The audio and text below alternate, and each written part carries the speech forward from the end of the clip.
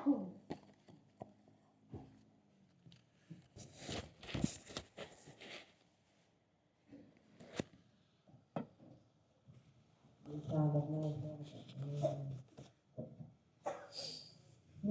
ลาดวงดอกไม้มาตั้งไว้เพื่อบู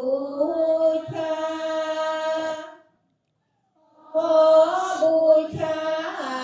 คุณพระพุทธองค์ได้ตรัสรู้ธรรมมาลาดวงดอกไม้มาตั้งไว้เพื่อบูชาขอบูชาคุณพระธรรมองค์ได้นำบำเพ็ญเพียรมาลาดวงดอกไม้มาตั้งไว้เพื่อบูชาขอบูชาคุณพระสงฆ์องค์ดำรงพระธรรมวินัยดอกไม้ตั้งใส่ขันเรียงเป็นพันอยู่ซ้อนลนดวงข้าพระนุ่มกลถวายพรทุกองค์เถิดขอเชิญภิกษุสงฆ์จงนิมนต์รับดอกไม้รับไว้เพื่อสุขีจงปราณีปวงข้าเถิด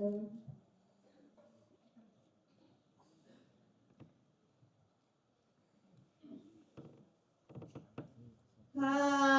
ขอราธนายังเทพาทั้งหลายนั้นองค์ใดเฝ้าได้รักษาทั่วทั้งโลกแห่งโลกาในวัดวาและศาสนา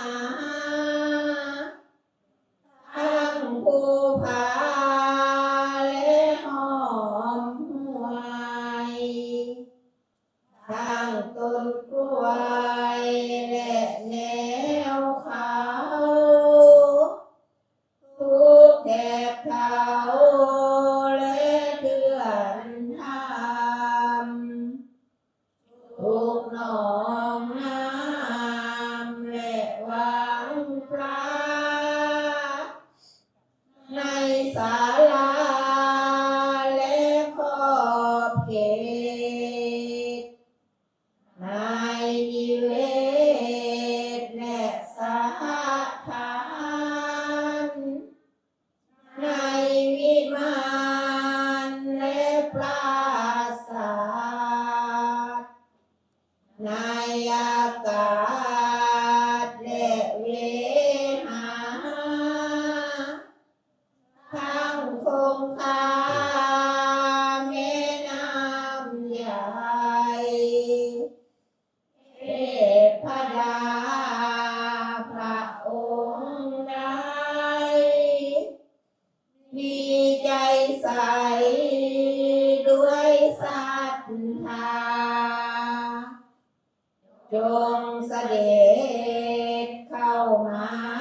ฟังยังพระสัทธรรมเทศนาตามกาลตามเวลาด้วยภูค่าทั้งหลายเถิดพระ กาทิปติสัมปติปัฏฐานจริยันทิวรังอาญาจตาสันติทัสสันตาปาราชาคาชาติกาเทเสตุธรรมั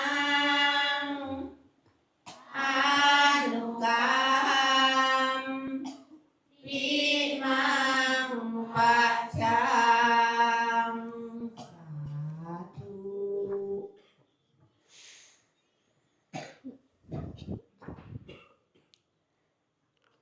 นะโม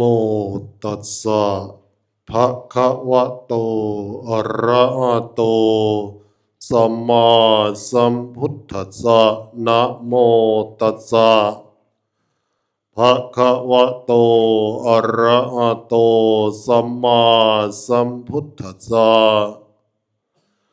นะโมตัสสะภะคะวะโตอะระหะโตสัมมาสัมพุทธัสสะกิจโฉมนุสสะปฏิราโภกิจฉังมัจจานะชีวิตังกิจฉังสัทธัมมัสสวนังกิจโฉพุทธานะนุปปาโทติ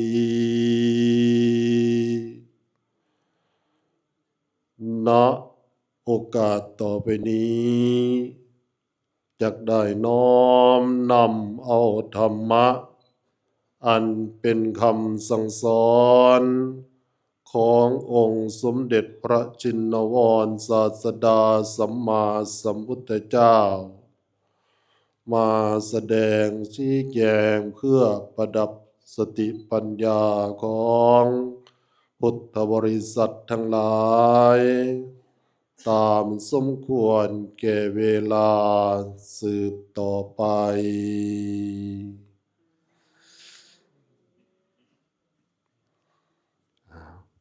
เอามือลงนั่งฟังแบบสบายสบายเนาะมื้อนี้ก่อนอื่นก็ขออนุโมทนา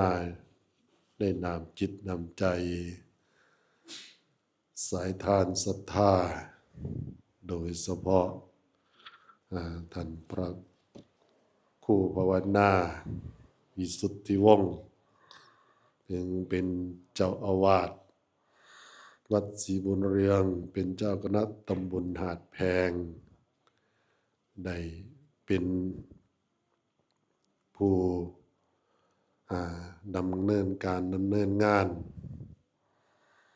ในงานบุญในครั้งนี้ก็ได้รับความเมตตา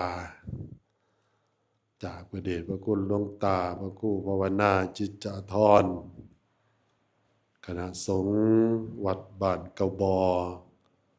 จากกรุงอัตตพานได้มาเป็นผู้เป็นแม่งานเป็นผู้นำพาประพฤติปฏิบัติอันนี้ถือว่าเป็นบุญเป็นกุศลของพวกเขาทั้งหลายในช่วงนี้นะจากนี้ไปจนฮอดวันที่11เป็นบุญประเพณีเข้ากรรมหรือบุญปริวาสกรรม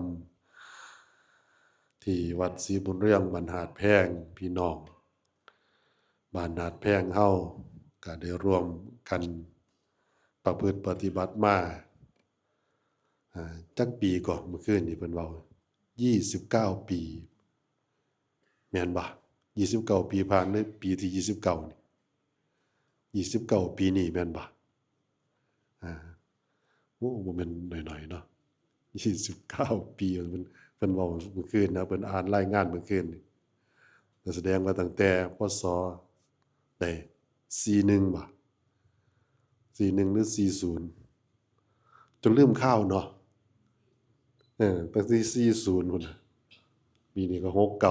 29ปีอ่าปฏิรูปกับปีที่20นะปีที่20เออ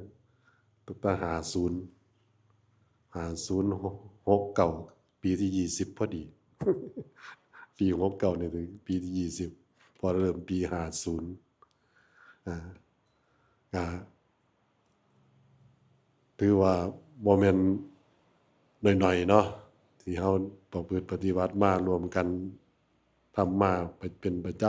ำมาเรื่อยๆจนฮอดมื้อนี้บ่แม่นธรรมดาฉะนั้นเฮาทั้งหลายถือว่าเป็นผู้มีบุญเนาะเป็นผู้มีบุญบ่สามารถที่จะพรรณนาได้ว่าบุญหลายปานใดนะบุญบ่แม่นน้อยๆนะสิมีโอกาสได้มาอยู่จนฮอดมื้อนี้คันบ่มีบุญนี่บ่ได้มานั่งอยู่นี่เด้แม่นบ่นี่คันเบิดบุญแล้วบ่ได้มานั่งอยู่นี่เด้แม่นบ่ อันนี้แสดงว่าเฮาที่ได้นั่งอยู่นี่ถือว่าเป็นผู้มีบุญ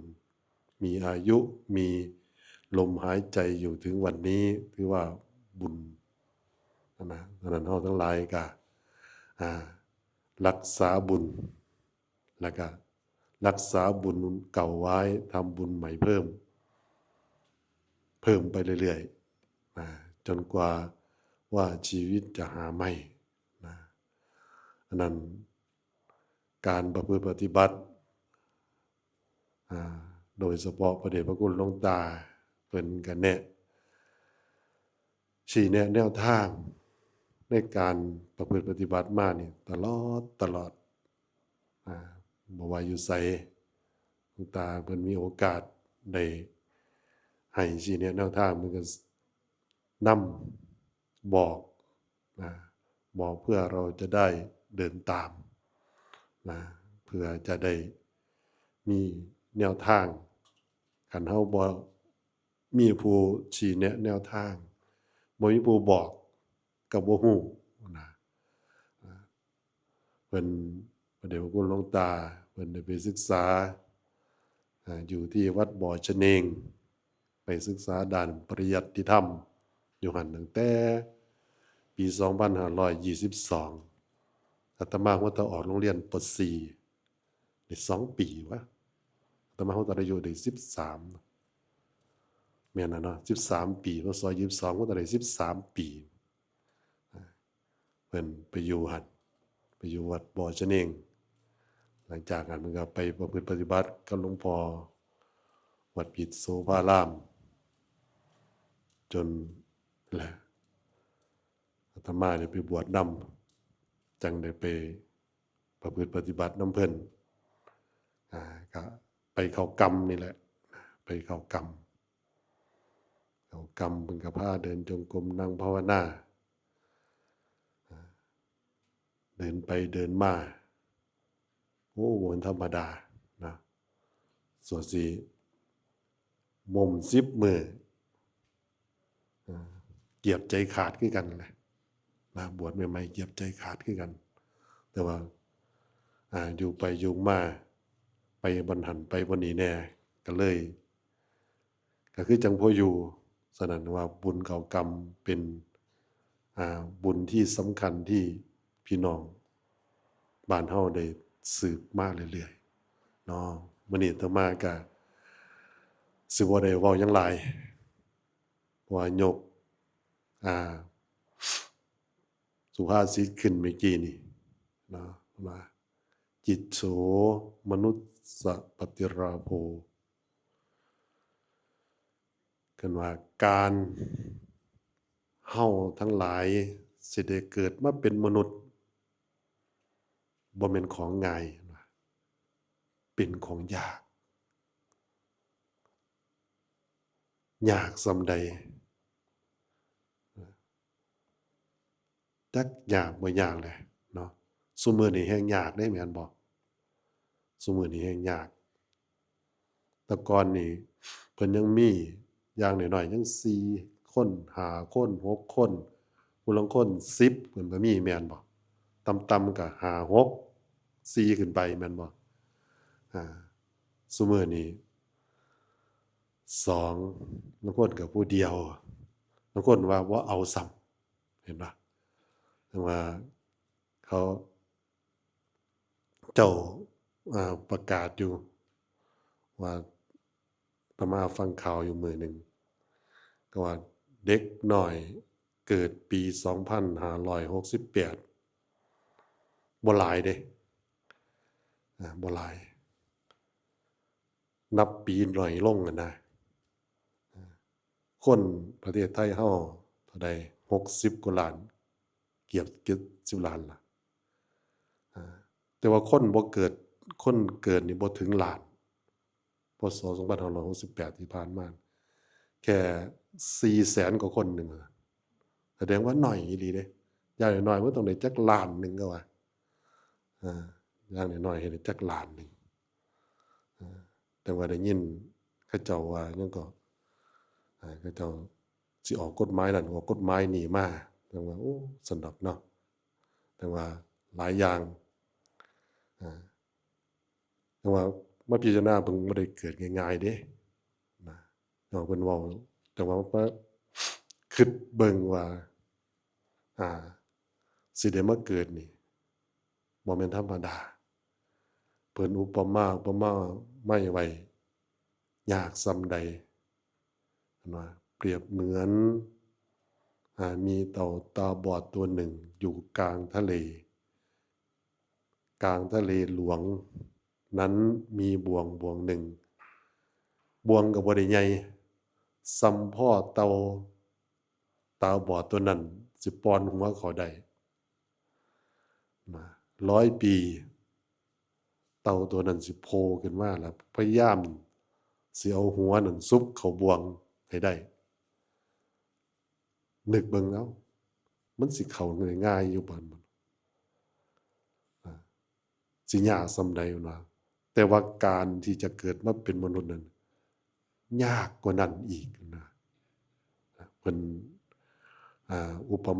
ไมยไว้ปานนั้นเด้บ่แม่นธรรมดานะ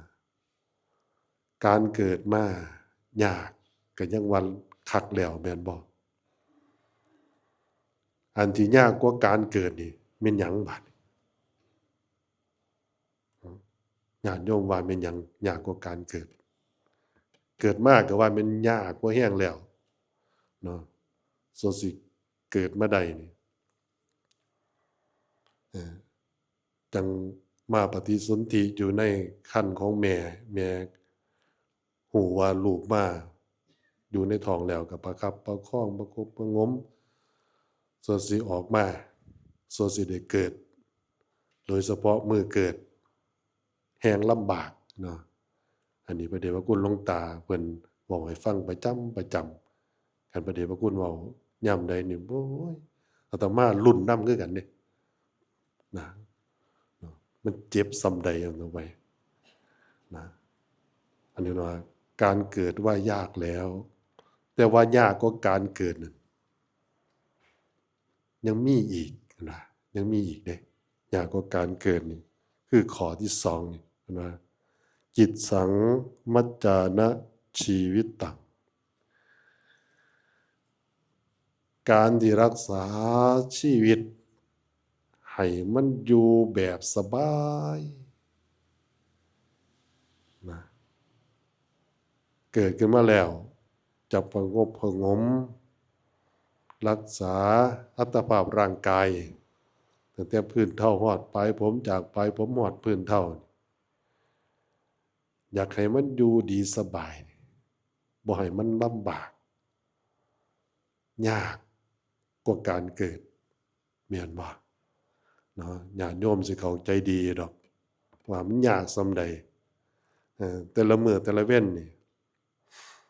คำบ่ได้ยืนขึ้นบ่ได้อยู่โดยเฉพาะพี่น้องผู้มีสวนยางเห็นบ่ กลางคืนก็บ่ได้อยู่ตื่นตั้งแต่6 ทุ่มตีหนึ่งไปกรีดยางเป็นหยังคือเฮ็ดคักปานนั้นแหละเพื่อจะเอามาเพื่อจะได้ทรัพย์ไปทำงานไปกรีดยางเพื่อจะได้เอายางนั้นไปขายได้เงินมาได้เงินมาแล้วเอามาหยังเอามาเลี้ยงร่างกายเห็นนะขั้นแรกก็ต้องไปซื้ออาหารก็แบ่งส่วนซื้ออาหารมาเลี้ยงกายประจำชีวิตไปแต่ละมื้อแล้วก็แบ่งไว้ตัดสร้างที่อยู่อาศัยซื้อเครื่องนุ่งห่มเห็นว่าเครื่องประดับประดาอีกส่วนหนึ่งก็แบ่งไว้เพื่อจะรักษายามมันเกิดความบ่อยู่ดีสำบายขึ้นมาอันนั้นมันจังว่าการยากกว่าการเกิดนี่ก็คือการรักษาชีวิตให้มันอยู่แบบสบายอันนั้นนักปฏิบัติเพิ่นจังให้เฮามีสติอยู่เสมอบ่ให้ประมาทนักปฏิบัติบ่ว่าครูบาอาจารย์ก็ดีญาติโยมก็ดีผู้ที่เข้ามาฝึกหัดปฏิบัติในช่วงนี้นะเว้าเอาเฉพาะในช่วง10 มื้อนี่นะเพิ่นจังให้เฮาทั้งหลายอย่าได้ประมาทให้เฮาทำความรู้สึกว่าเดี๋ยวนี้ขณะนี้เราอยู่ในวงล้อมของข้าศึกนักปฏิบัติต้องทำใจไว้แนวนั้นต้องทำความรู้สึกว่าขณะนี้เดี๋ยวนี้เราอยู่ในวงล้อมของข้าศึกลองนึกเบิ่งว่าเฮาอยู่ในวงล้อมของข้าศึกนี่มันสิอันตรายส่ำใดดังที่เฮา เนาะพี่น้องทหารอยู่ชายแดนเมื่อเดือนกรกฎาเดือนธันวา68ที่ผ่านมาเห็นบ่เพิ่นออกรบอันนั้นเพิ่นออกรบกับข้าศึกทหารทุกทั้งสองฝ่ายรบกันอันตรายส่ำใดเห็นบ่กระสุนระเบิดจักมันสิมาทางใดแน่จักสิมาทางซ้ายหรือสิมาทางขวาจักสิมาทางบนอากาศเพิ่นเขาเจ้าก็เฮ็ดหม้องเกาะกำบังไว้คือกันเห็นบ่ขุดหลุมหลบภัย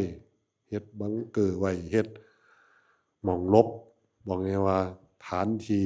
จะรบกันต้องเฮ็ดป้องกันไว้อย่างดีบ่ได้ประมาทว่าต่อไป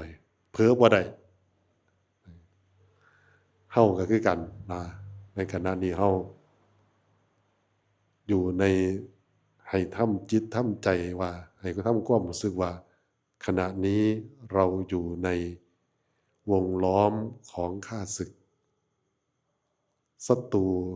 ที่จะเข้ามาทำร้ายเรานั้น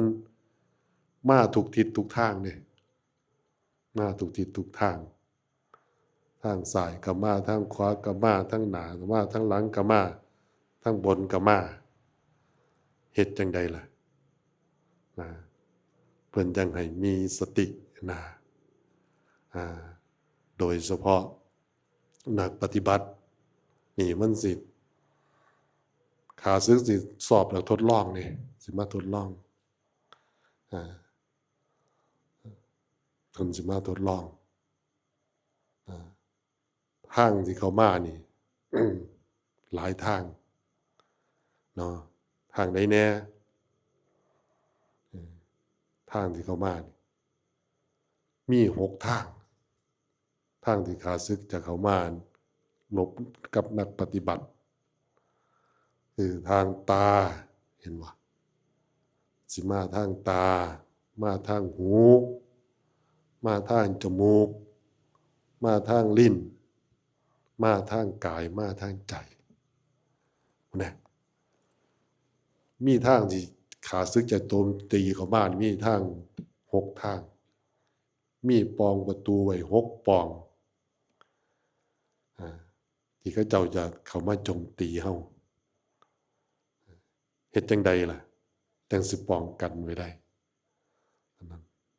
นักปฏิบัติเพิ่นจังให้มีสตินะให้มีสติ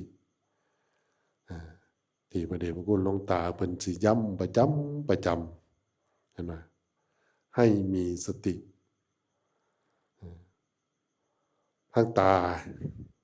มันสิเข้ามาในรูปแบบใดแน่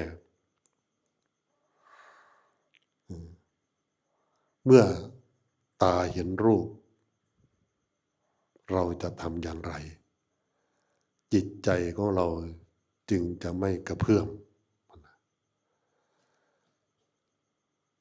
สมมติว่ามันเห็นรูปที่ดีถ้าไม่มีสติกำหนดก็จะไปยินดีในรูปนั้นเมื่อไปยินดีแล้วจิตใจก็บ่สงบเด้ก็สิไปนึกไปเห็นนะก็สิเห็นก็สิมีความดีใจมีความว่าไงภาษาบ้านเฮาว่าอ่อนซ่อนนะจิตใจก็ไปแล้วถือว่าขาดศึกเข้ามาได้แล้วคันไปเห็นรูปที่เฮาบ่พอใจก็คือกันในบาดความบ่พอใจเกิดขึ้นมันเป็นจังไดเพื่อๆก็ทำให้โกรธกันเครียดให้กันคันมันรุนแรงแน่ก็เกิดความซังพุ่นเด้เห็นบ่ขาศึกมันเข้ามาเกิดความซังเข้าไปว่าบ่เว้านำกันเลยอยู่ใกล้ๆกันก็บ่เหลียวเบิ่งกันเลยย่างไกลกันก็บ่เว้านำพุ่นมันธรรมดาเด้อันนั้นนักปฏิบัติเพิ่นจังให้เฮาอาวุธที่สำคัญก็คือสตินะเป็นอาวุธที่สำคัญเพิ่นจังให้มีสติตาเห็นรูปกำหนดที่ตาไม่ให้ส่งจิตไปหารูปกำหนดลงที่ตาเห็นหนอ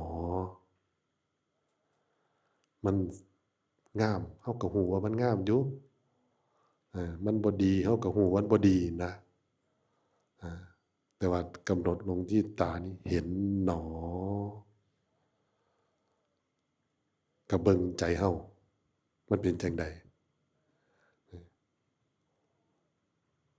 มาทางหูก็คือกันมาทางจมูกก็คือกันกระทบทางลิ้นก็คือกันเนาะโดยเฉพาะเวลาฉันอาหารเวลารับประทานอาหารทางกายที่มันเข้ามากระทบเย็นร้อนอ่อนแข็งกายเกินในช่วงนี้นะเห็นบ่ส่วงกลางเว้นอากาศมันร้อนส่วงกลางคืนนี่นะจักหน่อยนี่ประมาณจัก6 ทุ่มไปหรือ5 ทุ่มไปนี่อากาศมันเย็นขึ้นกระทบกับร่างกายของเราสภาวะต่างๆเข้ามากระทบทางด้านจิตใจอันนั้นเป็นจังเปรียบไว้ว่าอัตภาพร่างกายของเรานี่นักปฏิบัติให้ปิดหู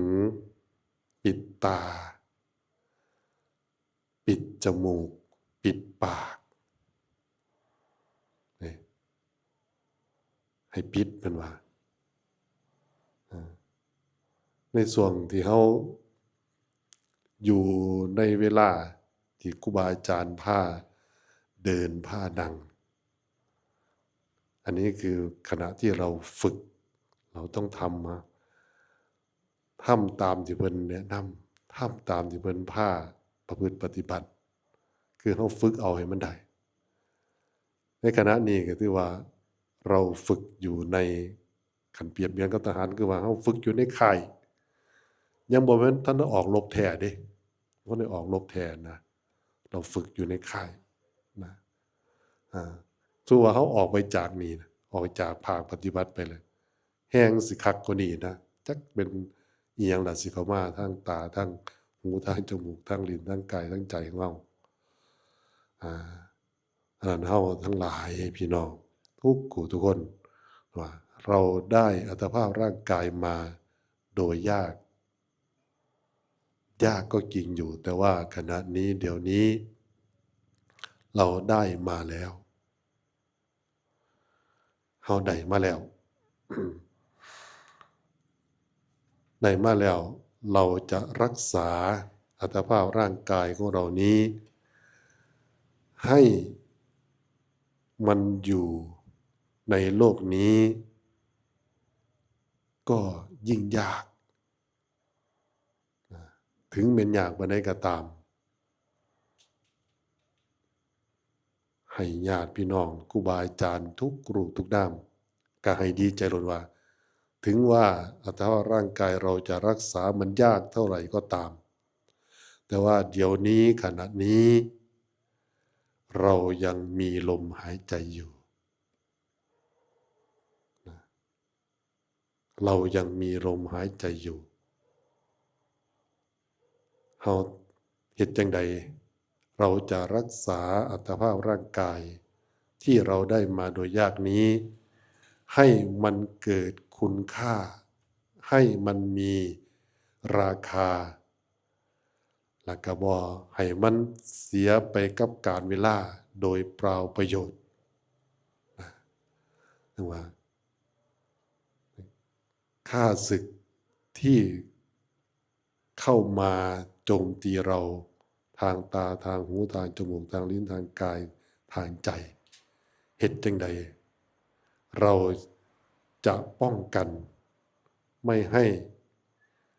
ศัตรูเรานั้นเข้ามาทำร้ายจิตใจของเราฉะนั้นเพิ่นจังให้มีสติเด้อเอาสติกำหนดดังที่ครูบาอาจารย์เพิ่นพาประพฤติปฏิบัตินี่ล่ะโดยเฉพาะในช่วง9 มื้อ10 มื้อนี่เวลาเดินเพิ่นพาเฮ็ดจังใดขวา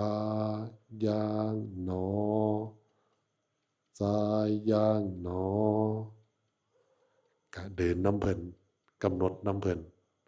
กำหนดในใจเพิ่นเป็นต้นเสียงให้เฮาก็กำหนดนำแล้วก็เวลาเดินก็เอาสติตามเท้าซ้ายเท้าขวาตามนั้นจนได้เวลาไปนั่งโดยเฉพาะเวลานั่งเนาะก็เป็นสิ่งที่สำคัญนะแต่ว่าเวลาเดินไปจากนั่งเด้เพิ่นเดินส่วนหนึ่งยัง30 นาทีอยู่มื้อแรกเนาะ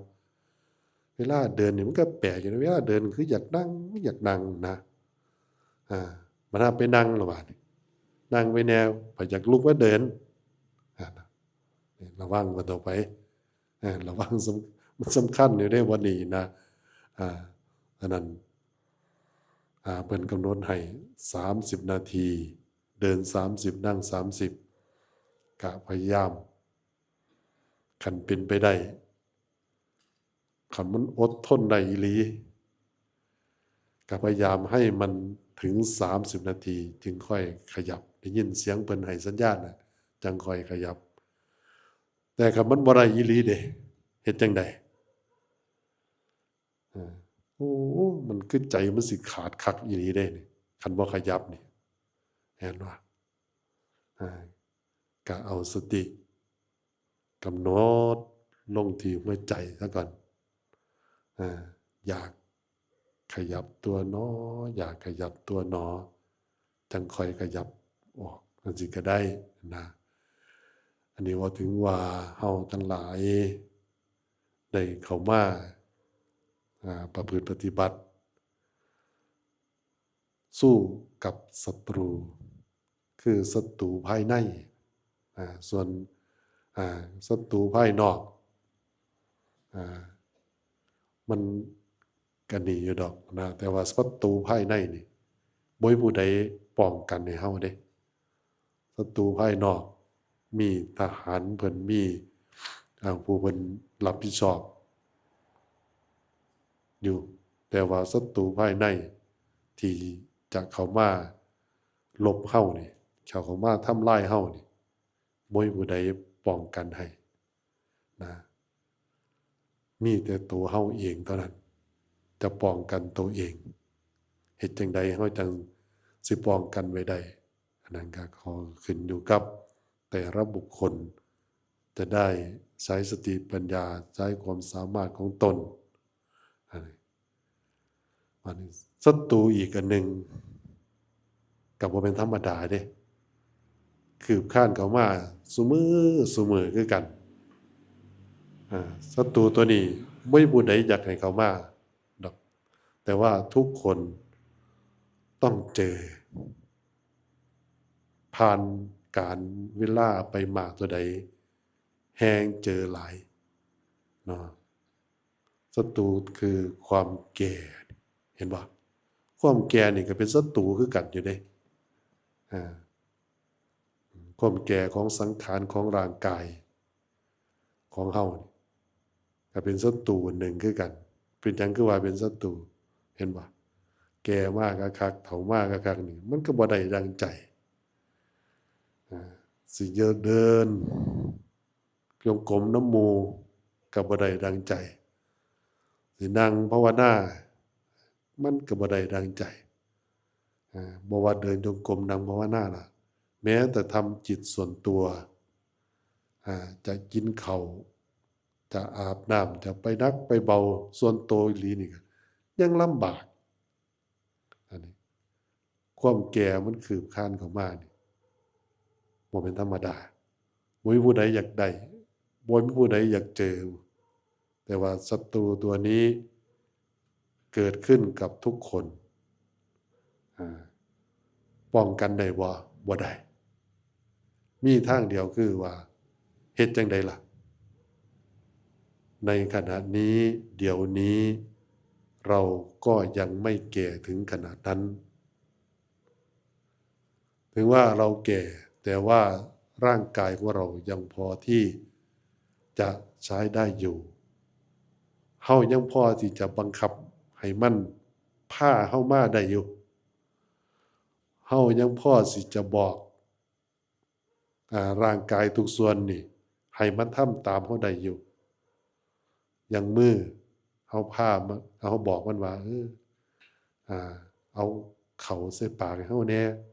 มันก็ยังเอาให้ได้อยู่เอาพาเฮาไปไหว้พระนบมือก็ยังนบมือเองได้อยู่ฉะนั้นขณะนี้เดี๋ยวนี้วันนี้แหละเป็นวันดีที่สุดถึงว่าสภาพร่างกายที่มันผ่านมามันจะแก่มาก็ตามแต่วันนี้เรายังไม่ถึงขนาดที่นอนติดเสื่อนอนติดหมอนก็ถือว่าเป็นโชคดีของพวกเราฉะนั้นก่อนมันสิมาศัตรูตัวนี้ก่อนมันจะเข้ามาทำร้ายเราจริงๆเรารีบเอาก่อนรีบเอาก่อนมันต่อไปเฮาอยากได้อันใดอยากให้ทานอยากรักษาศีลอยากเจริญภาวนาเรา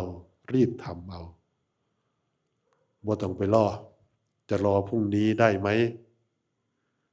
รอมื้ออื่นมื้อฮื้อได้บ่แน่นอนเด้แต่ว่าชีวิตของคนเฮานั่นมีอยู่แค่3มื้อที่ผ่านมานั่นมันผ่านมาแล้วไม่สามารถที่จะเอาคืนมาได้ ผ่านมาจักตัวได้มื้อจักตัวได้ปีที่มันผ่านมาน่ะถือว่ามันผ่านมาแล้วหมดไปแล้วคันแม่นของใช้เฮาก็ใช้เบิดไปแล้วคันแม่นเงินเฮาหาไว้เฮาก็ใช้ไปเบิดแล้วว่าต่อไปอาเหลืออยู่เท่าใดจักแม่นเหลืออยู่เท่าใดแต่เวลาที่เราจะทำได้จริงๆมีอยู่3มื้อนี่แหละนะมีอยู่2มื้อแหมอา2มื้อ3มื้อนี่ล่ะอาคือมื้อวานเฮาก็ได้ทำแล้วเฮาทำมาแล้วมื้อวานเฮาเฮ็ดหยังแหน่ญาติโยมลองนึกเบิ่งว่ามื้อวานที่ผ่านมาเฮาเฮ็ดหยังแหน่เราคำนวณดูแล้วว่าเราทำอะไรไว้บ้างบุญกุศลคุณงามความดีต่างๆที่เฮาดำเนินมามื้อวานภูมิใจหรือยังถ้าภูมิใจแล้วก็ถือว่าเป็นบุญของเราถือว่าเฮาได้เฮ็ดเต็มที่แล้วมื้อวานที่ผ่านมาเอาคืนมาได้บ่ได้อยากให้เฮ็ดคือมื้อวานนี่อยากได้คือมื้อวานนี่สิได้บ่จักสิได้บ่ได้เด้แม่นบ่นะมื้อนี้จากเช้าจนถึงเดี๋ยวนี้น่ะผ่านไปจักชั่วโมงแล้วนี่ผ่านไป10กว่าชั่วโมงแล้ว12 13ชั่วโมงผ่านไปแล้วนี่เราได้ทำอะไรไปบ้างวันที่ผ่านมาเวลาที่ผ่านมาแต่เช้าจนฮอดนี้ก็เอาคืนมาไม่ได้มันผ่านไปแล้วมื้ออื่นเด้มื้ออื่นมีบ่มีพรุ่งนี้มีวันที่4ของวันที่4กุมภาพันธ์มีพรุ่งนี้อยู่ไสล่ะมื้ออื่นยังบ่ได้ฮอดขอสำคัญว่าทุกคนนั่งอยู่นี้ร่วมกับทั้งอาตมานี่แหละสิมีฮอดมื้ออื่นบ่เห็นบ่อาตมายังบ่มั่นใจว่าเจ้าของสิมีฮอดมื้ออื่นบ่อยู่เดะนี่บ่แน่เดะแม่นบ่อย่างที่เฮาได้ยินข่าวนี่บ่บางคนบ่ได้เป็นหยังเดะนอนอยู่เว้าน้ำลูกน้ำหลานกินข้าวแลงน้ำลูกน้ำหลานอยู่ตื่นเช้ามาผัดว่าไปแล้วเห็นบ่มันไม่แน่นอนฉะนั้นพรุ่งนี้มีแน่นอนแต่ที่ไม่แน่นอนก็คือชีวิตของเราจะมีถึงพรุ่งนี้ไหมอันนี้สำคัญแต่ว่าสิมีหรือบ่มีมื้ออื่นไม่เป็นไรคันเฮายังมีฮอดมื้ออื่นเฮายังมีลมหายใจจนฮอดมื้ออื่นนี่พรุ่งนี้เราทำต่อได้แต่วันนี้เราได้ทำดีที่สุดทุกสิ่งทุกอย่างที่ผ่านมาเฮาทำทุกอย่างแล้วภูมิใจแล้วเวลาที่ผ่านมาก็ถือว่าเราไม่ขาดทุนนะฉะนั้นเฮาทั้งหลายอย่าได้ประมาทในชีวิตนะเพราะว่าการเกิดมันก็ยากการรักษาชีวิตจะให้อยู่ไปนานๆไม่ให้มีโรคภัยไข้เจ็บเกิดขึ้นมายิ่งยากขนาดเด้บ่แม่นง่ายๆนะอย่างพี่น้องเห็นอยู่ซุมื้ออย่างพี่น้องดำเนินชีวิตอยู่ซุมื้อนี่ล่ะนะบ่แม่นธรรมดาสุดสิได้เงินมาสุดสิได้ทรัพย์มาสุดสิได้อันนั้นนี่มาเลี้ยงครอบครัวบำรุงครอบครัวสุดสิได้อยู่ได้กินสุดสิได้แต่ปานนั้นญาติโยมยังแบ่งเห็นบ่ยังแบ่งมาสนับสนุนยังแบ่งมาคำจุนพุทธศาสนาอีกอันนี้บ่เป็นธรรมดานั่นเฮาทั้งหลายให้ภูมิใจว่าเราได้เกิดขึ้นมาเป็นมนุษย์แล้วก็มีอวัยวะบริบูรณ์สมบูรณ์ครบทั้ง32ประการไม่เป็นบ้าใบ้ไม่พิกลพิการ ถือว่าเป็นผู้มีบุญเมื่อเฮารู้จักว่าเฮามีบุญแล้วเรารักษาบุญเก่าของเราไว้ทำบุญใหม่เพิ่มเติมเข้าไปอย่างครูบาอาจารย์ญาติโยมพี่น้องเฮ็ดอยู่ซุมื้อนี่แหละนะพี่น้องผู้พอมีเวลามาเดินจงกรมภาวนาก็ได้เข้ามาผู้บ่มีเวลาหลายก็ให้การสนับสนุนเป็นผู้ดูแลทั้งความสะดวกสบายทุกคนถือว่าเป็นผู้มีส่วนแห่งบุญด้วยกันเนาะตมาภาพกล่าวมาใน2ข้อนะแต่เวลาเบิดล่ะนะเวลาเบิดมีโอกาสจังฟังเนาะข้อที่2ข้อที่3กับข้อที่4มื้อนี้กล่าวได้2ข้อคือการที่ได้เกิดมาเป็นมนุษย์เป็นการยากการที่เราจะรักษาชีวิตของเราให้อยู่ไปแบบสะดวกสบายก็เป็นการยากถึงแม้ว่ามันยากปานใดก็ตามก็ถือว่าเดี๋ยวนี้ปัจจุบันนี้เรามีลมหายใจอยู่สู่ต่อไปเด้อมันสิเจ็บสิปวดมันสิเมื่อยสิหยังแหน่ก็มันก็เป็นธรรมดาของอัตภาพร่างกายอดทนเอาต่อสู้เอามันเป็นจังซี่ล่ะเฮาเกิดขึ้นมาบ่มีผู้ใดอยากแก่บ่มีผู้ใดอยากเจ็บบ่มีผู้ใดอยากป่วยบ่มีผู้ใดอยากพัดพรากหรอกแต่ว่าทุกคนต้องได้ด้วยกันนะเห็นอยู่จังซี่แหละนะแต่ว่าก่อนมันสิเฒ่าก่อนมันสิแก่สราภาพก่อนมันสิเฮ็ดหยังบ่ได้เราทำเต็มที่เราทำจนสุดความสามารถของเรา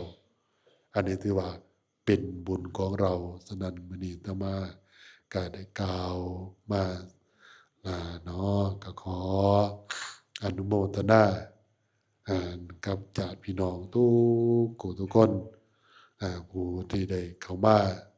ประพฤติปฏิบัติก็ดีพี่น้องผู้ให้ความสนับสนุนนำทายธรรมทายทานข้าวปลาอาหารมาถวายทุกมื้อก็ดีโดยเฉพาะครูบาอาจารย์ผู้มีจิตอันเสียสละทางเรือนเข้ามาบวชในพระพุทธศาสนาและก็มีจิตศรัทธาเข้ามาประพฤติปฏิบัติเพื่อจะรักษาธรรมะอันเป็นคำสอนขององค์ศิลสมาตุเจ้าให้อยู่คู่กับโลกไปตราบนานแสนนานก็ขออนุภาพแห่งบุญกุศลที่พวกเราทั้งหลายได้ร่วมกันบำเพ็ญมาให้ร่วมกันเป็นเดชะเป็นบารปัจจัยอำนวยอวยใจอำนวยอวยพรให้คณะครูบาอาจารย์ทุกรูปทุกนามญาติโยมพี่น้องทุกคู่ทุกคนที่ได้ร่วมกันสร้างบุญสร้างกุศลในครั้งนี้ขอให้มีแต่ความสุขความเจริญโดยอายุวันนะสุขะภระปรารถนาสิ่งใดอันเป็นไปโดยชอบประกอบเลยโดยธรรมก็ขอความคิดนั้นความปรารถนานั้นจงสำเร็จดังได้รับประทานวิสัชนามาก็สมควรแก่เวลาเอวังก็มีด้วยประการฉะนี้